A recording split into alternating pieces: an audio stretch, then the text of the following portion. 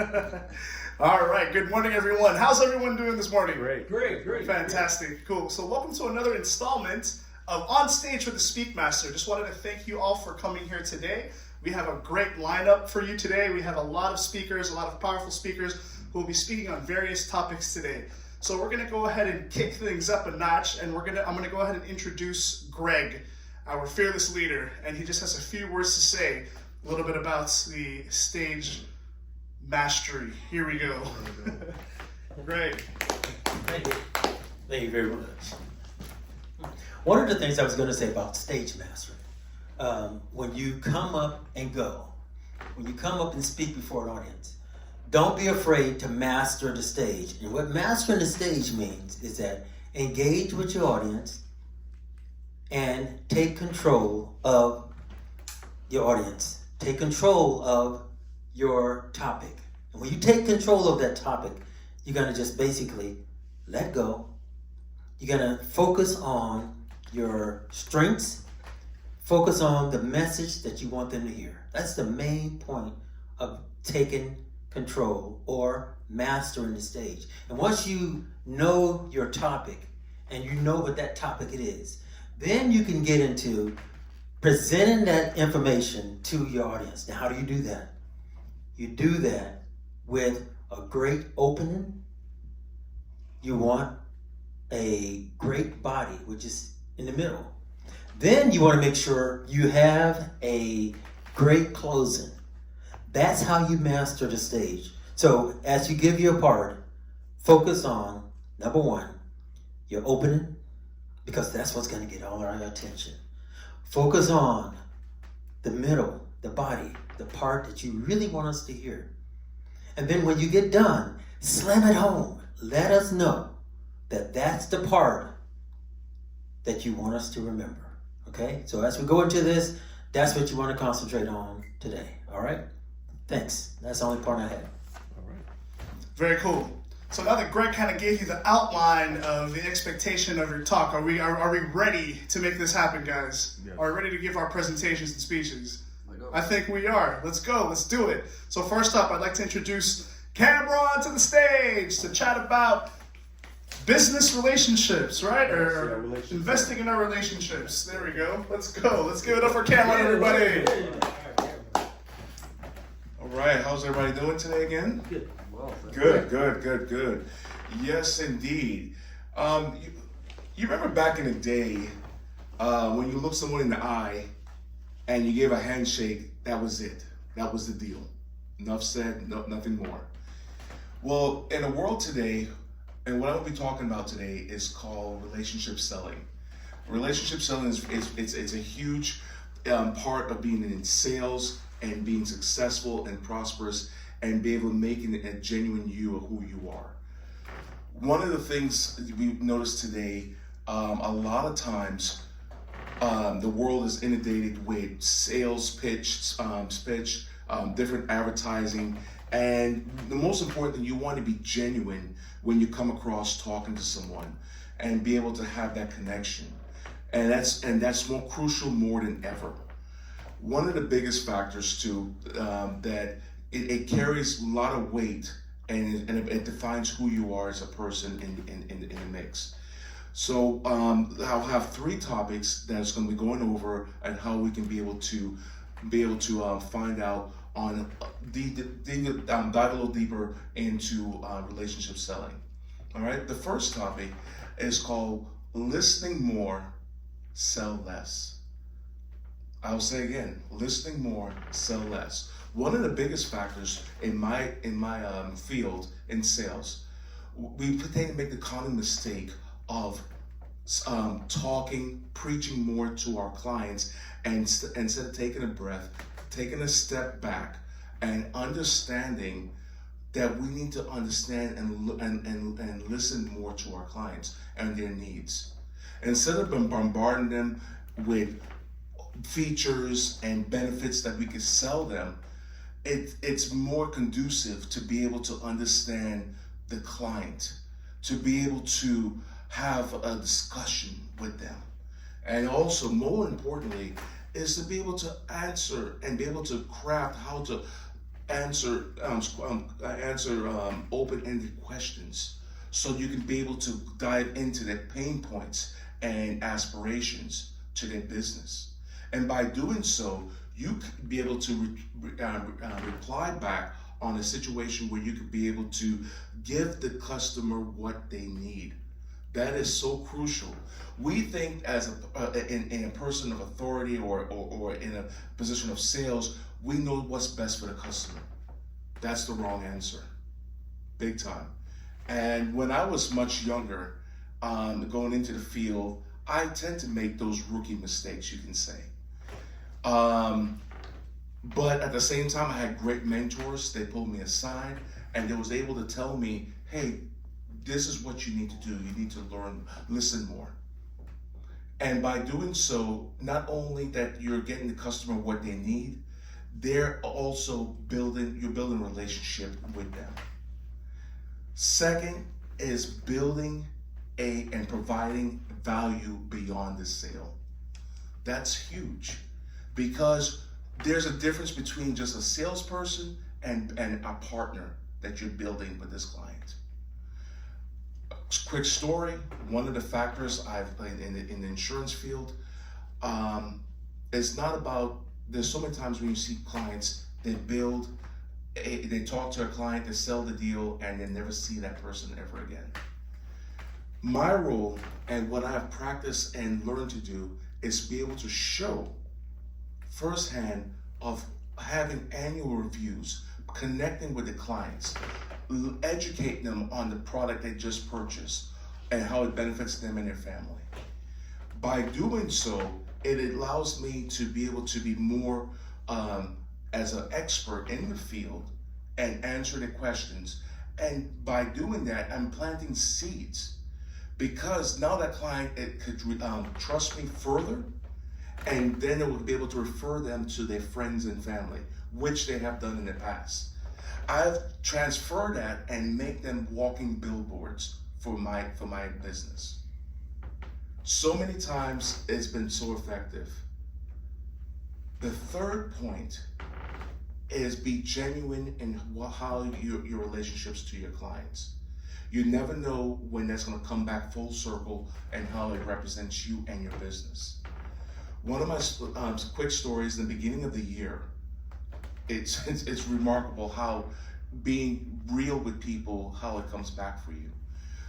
In the beginning of the year, I had a meetup with a client.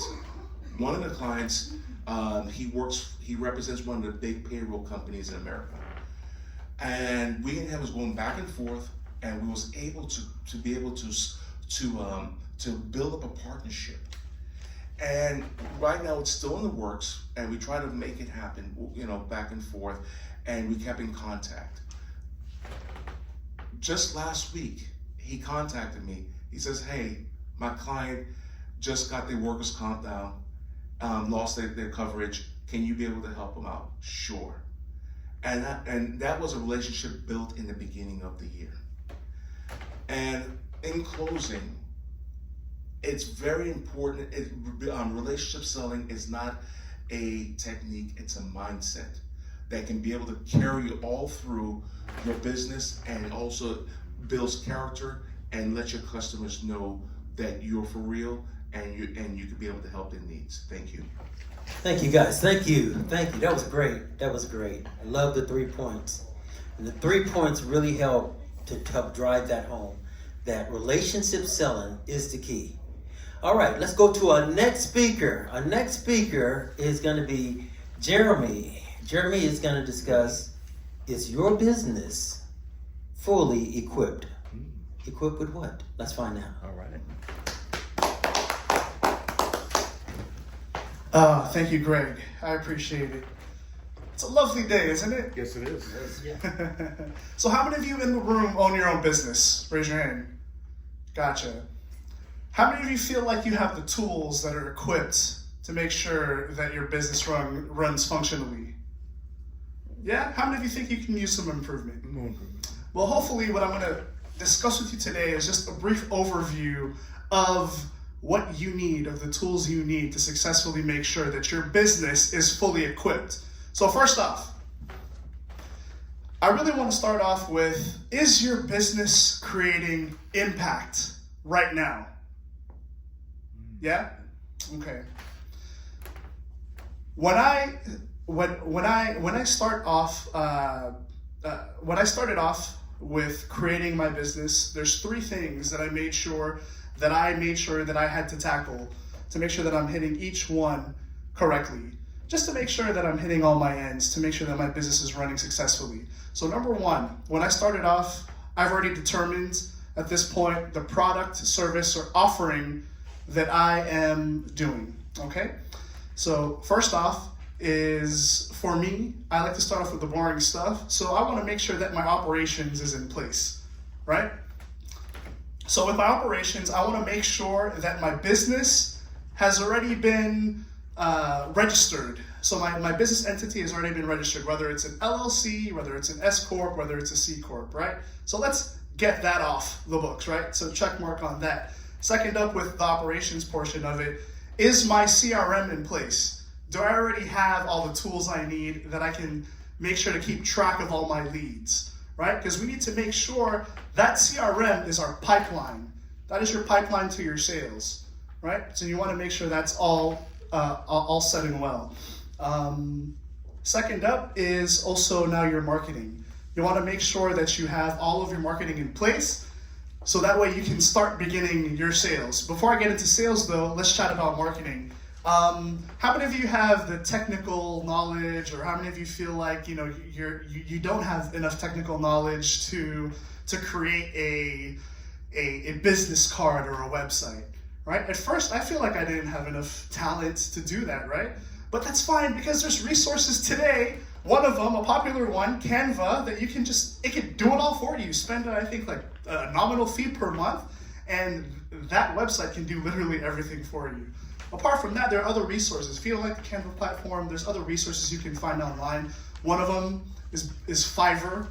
You can just hire someone to create a business card for you, or a website for you, and they can do it at a nominal fee, right? If you want to take it a little step above. Apart from that, I'm not going to dive too much into this, because I'm starting to dabble in this myself. But AI is another great tool that folks are using to implement into their marketing strategies, right? And then third up, something I want you guys to think about is also your sales, right? The most important part for me in any business is sales, whether it's your service, product, or offering. How are you going to create impact is in your sales. Now you're equipped with all the tools, right, from your marketing. You have your business card. What are you going to do with these business cards? What are you going to do with your website? Now you have to go out there and equip yourself with the courage to go speak to people. And that, I feel like, is the first step in sales. That's just the tip of the iceberg, folks, okay? Because now you have to figure out, where are you going to market yourself, right? For a lot of people, they like to find an association or a group of people that are like-minded folks, or folks that we can sell our product, service, or offering to. And then we'll go out there, and then you just take your business card and build up the courage to go up to Cameron, to go up to Greg, or to go up to Derek and say, hey, I have this product, service, or offering. Here's my business card. Let's chat sometime, right? Depending on the type of situation you're at. That was just a very quick synopsis, but just find your niche, find your groove, and that is the way that I feel like you can really start to promote and make sure that your business is fully equipped. So again, just to recap, do you have impact? Again, in your sales approach, you just want to make sure that you are going to be the best in your field, right? You have this product, service, or offering that no one else is providing. I have a friend of mine. He is in the mobile RV industry and creating a very unique space within the RV scene. And to me, it's just, I think that he has a great model, and he's out there and he's hustling every day. He has these little business cards that he hands out. He goes to the fairs. He goes to every outing, every birthday party. He goes out there and markets his product. And he has a great product, because everywhere he goes, he takes this mobile RV with him. And as he attends these parties, when he hands us his business cards, he tells them, and by the way, I have my mobile RV outside. Why don't you go check it out? Oh, that's powerful. People are like, wow, really? We have this mobile RV, and the mobile RV is very unique because it is a mobile RV that caters to kids' spas. How badass is that, huh? So then when he's attending these children's parties, it's a no-brainer. These guys are already attending a party, and he has these flyers that says, hey, come check out my thing. And by the way, it's outside. Come check it out. That is awesome, right? That's part of his sales technique, and I think that that is super powerful. So how are you going to create impact? Do you have the tools to fully equip your business? Hopefully, I've shed some light on you today, and thank you for having me. I appreciate it. Thank you. Take care. Bye-bye. Thank you, Jeremy. Jeremy, great job on are you fully equipped? And it helps us appreciate, right? Having the right tools for our business by being equipped. We look at everything. So I was looking forward to seeing where you was going to go with that topic. And I see that both you guys went right to the point with your topics. All right, next up, let's give a warm hand for Georgie. She's going to help us to appreciate what really are you buying? What really are your customer buying from you? Georgie. Thank you. I'm so excited to be here with you to talk about what are your customers buying when they're buying from you. And I am actually a testament to sales resilience because at a very young age, that's when I learned how to sell, knocking on doors with that hard slam the door in your face at the age of 8 because my father was a pastor. So at a young age, I was knocking on doors with my products, excited to tell people about the good news with my daddy. And people would slam the doors in my face. They would say, hey, you're not welcome here. But then there would be people who were interested, right? And it wasn't really about the product because they didn't even know what I was there for. They had to give me a chance, right? And so after my younger years of knocking on doors, I learned how to do call center sales and retail sales and territory management, executive sales. And what I found is people aren't just buying a product, right? They're not just looking at your features and your benefits. They really want to know, are you going to provide a solution for my business? And recently, when I was trying to present my business to a company, they were looking for a sales and business development agency who could represent their company, right? And so what I had to do was find out more. And that's what I'm going to encourage you today. When you're looking at how you can be a solution provider out here in the market, you need to ask more questions. Ask your clients or potential clients, right? What are your challenges? What are you struggling with right now? And allow them to speak about what they need. Ask them, what are your timelines? What are you trying to meet these challenges and get them? What are your goals? Where do you want to be? And then after listening to them and understanding their timeline, let them know, hey, I'm the solution up in here, right? I'm the solution for what you need. And at a very young age, I was learning that, didn't realize it, right? I didn't realize that when people had those ailments and problems and concerns, my father was trying to sell them his product, right? And now here I am, an adult 30 years later, and I've been able to work for Microsoft, Samsung, Victoria's Secret, all these different companies, and been able to say, hey, I'm a solution provider. Right? And so when I am encouraging you today, I want you not only to just look at yourself as a solution provider, I want you to look at your story. Because I feel like another differentiator that I was able to learn at that young age is not just that I'm a solution provider, but that I'm caring. Because in order to be a solution provider, you actually have to care about the needs of your customers and clients. I'm not just here pushing product and trying to do transactions. I care about you and your business and where you're trying to go. And that's why you should be compensating me well in order to get there, right? And that is a differentiator in the business world today because there's not a lot of salespeople who get the mindset that I care for people. And it's definitely not popular, right?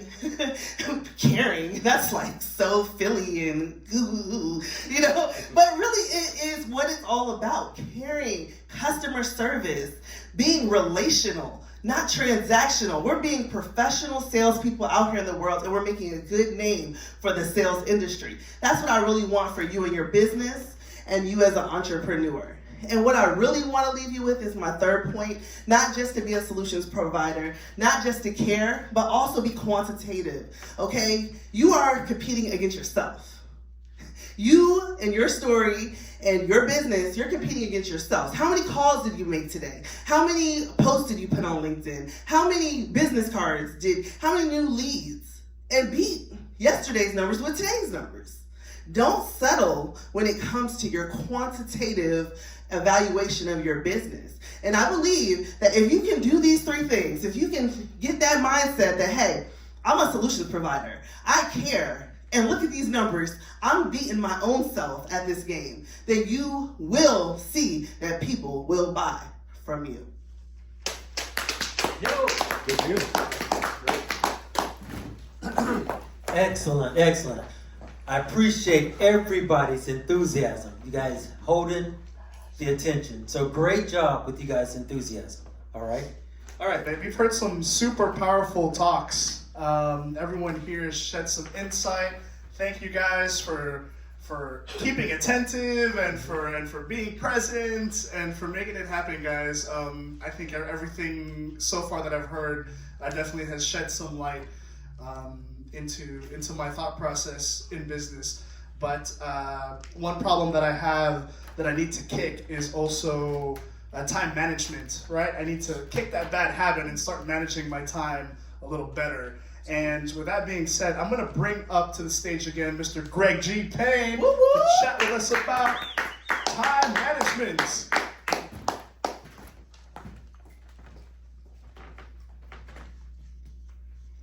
I'm checking my time.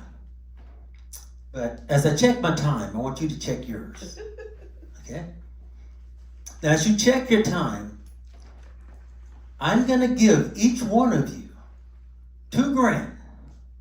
I'm going to give you $2,000. Now, there's a catch. If I give you, and when I give you that $2,000, each one of you have to take that $2,000 and you have to go out and you have to find the best investment that you can make with that $2,000. Now, the person who takes that $2,000 and bring back the best investment, I'm going to expand it by giving you $200,000. How many of you would take that deal? Okay. Now, keep your hands up. Now, you would take that deal, right? Well, what if the person who did not bring back the best investment or return for that $2,000 have to pay me not only the $2,000 but an extra $1,000 because he didn't make that? What happened to the hands? Okay. Why would we not take that deal? See, each day with time, we're given the same challenge. We're given the same challenge every day. We're given an allotted amount of time. And we can look at it the same way as what? Money. Now the difference is everyone wanted to take that challenge when there was no investment or there was no cost to them, right? You could spend someone else's money, or when you spend someone else's time, you're not as conscious of it, right?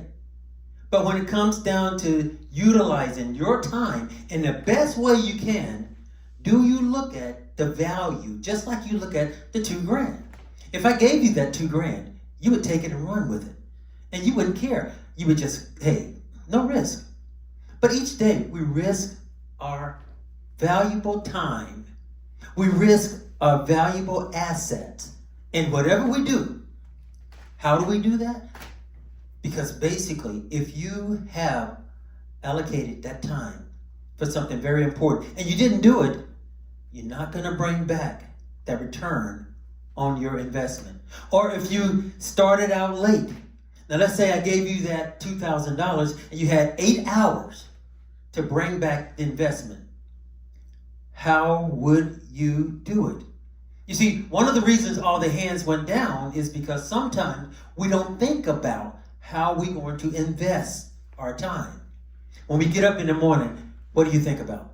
What's right in front of us most of the time, because we don't do or we fail to create a things to do list. If you would have had a things to do list, and if I would have made that offer, you would have known immediately where you would invest $2,000. So that challenge, the hands would have stayed up, right?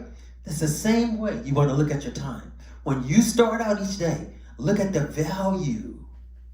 Look at the value what you're going to receive by investing your time, by investing your day, by investing a good things to do list. And if you invest that, your return is going to always be great. You won't have to worry about basically, can I do it?